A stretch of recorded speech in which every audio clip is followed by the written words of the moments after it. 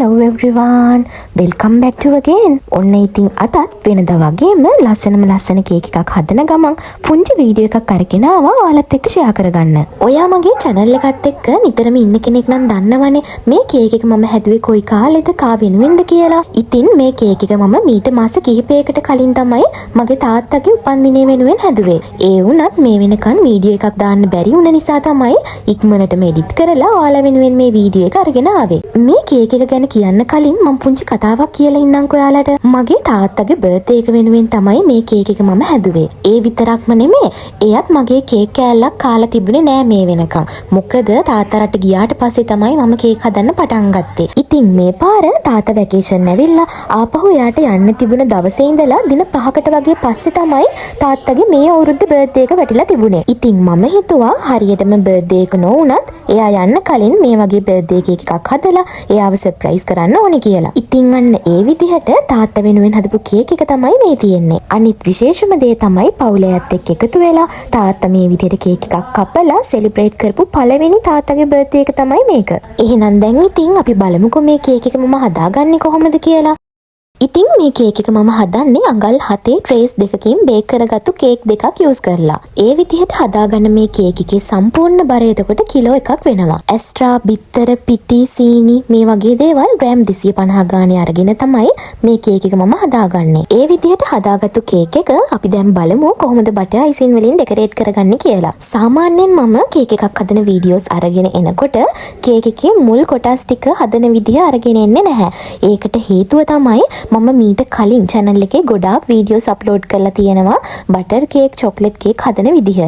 ඉතින් මේ හැම වීඩියෝ එකකම මේ කොටස් ටික ඉන්ක්ලූඩ් කළොත් එහෙම වීඩියෝ එක ගොඩාක් දික් වෙනවා. ඒ නිසා තමයි ඩෙකරේෂන් පාර්ට්ස් ටික විතරක් මම මේ වීඩියෝස් වල අරගෙන එන්නේ. ආපහු අපි එහෙනම් කේක් එක පැත්තට යමුකෝ. ඔයාලට මේ පේන විදිහට බටර් අයිසින් වලින් මේ වෙනකොට මම කේක් එක ක්‍රම් කෝට් කරගෙන තමයි තියෙන්නේ. ක්‍රම් කෝට් කරගත්තු කේක් එක විනාඩි කිහිපයක් සෙට් වෙන්න තියලා ලාස්ට් බටර් අයිසින් කෝට් එක මේ විදිහට කේක් එකට ඇප්ලයි කරගන්නවා. ඉතින් මේ බටර් අයිසින් එක මම හදාගත්තේ නෝමල් බටර් අයිසින් එක මුලින්ම හදාගෙන රසාකෝ බ්‍රෑන්ඩ් එකේ එන බ්ලූ කලරින් බින්දු කිහිපයක් එකතු කරගෙන මුළු කේක් එකම බටර් අයිසින් වලින් කවර් කරගත්තට පස්සේ හිමින් මෙන්න මේ විදිහට මම කේක් එක නීට් කරගන්නවා. මේ කේක් එකේදී මම කේක් එකේ වටේ කොටස තමයි ගොඩාක්ම නීට් කරගන්නේ. උඩ කොටස එච්චරටම නීට් කරගන්න ඕන වෙන්නේ නැහැ. ඒකට හේතුව තමයි ඔයාලට දැන් මේ පේන්න තියෙන්නේ. ඔයාලා හිතපු දේත් හරියටම හරි. මේ කේක් එකේ උඩ කොටසට මම white chocolate වලින් chocolate drip එකක් ඇප්ලයි කරගන්නවා. මෙතනදී මම white chocolate වලින් කෑලි 5ක වගේ ප්‍රමාණයක් අරගෙන මුලින්ම පුංචි කෑලි වලට කපා ගත්තා. ඊට පස්සේ ඒ කපාගත්තු chocolate කෑලි ටික වෙනම පුංචි භාජනයකට දාලා උණු වතුර වලින් තේ හැඳි 1/2ක වගේ ප්‍රමාණයක් දාලා ඒක යටින් තවත් ලොකු උණු වතුර භාජනයක් තියලා ඩබල් බොයිල් ක්‍රමයට තමයි chocolate ganache එක හදාගෙන දිය කරගත්තේ. white chocolate ganache එකක් හදාගන්න එක චුට්ටක් විතර කරදරකාරී තමයි.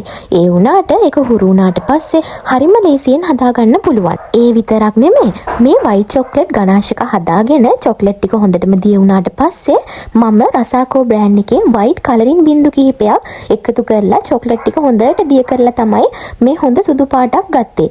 එහෙම නැත්නම් coloring එකතු නොකළොත් එහෙම සාමාන්‍යයෙන් white chocolate එකක් චුට්ටක් කහ පාටට වගේ තමයි එන්නේ. ඒ විදිහට chocolate drip එක ඇප්ලයි කරගත්තට පස්සේ ඔයාලට මේ පේන විදිහේ items එකතු කරලා මම කේක් එක තවත් ඩෙකරේට් කරගන්නවා. තවත් දෙයක් තමයි වීඩියෝ එකක් අප්ලෝඩ් කරාට පස්සේ ගොඩක් දෙනෙක් මගෙන් අහනවා කේක් ඩෙකරේට් කරන මේ වගේ items, කේක් හදන්න ඕනේ කරන උපකරණ මේ වගේ දේවල් කොහෙන්ද ගත්තේ කියලා. ඉතින් කේක් හදන්න ඕනේ කරන දේවල් විකුණන්න තියෙන කඩවල් වලින් ඔයාලට මේ වගේ ඕනෙම දෙයක් මිලදී ගන්න පුළුවන්.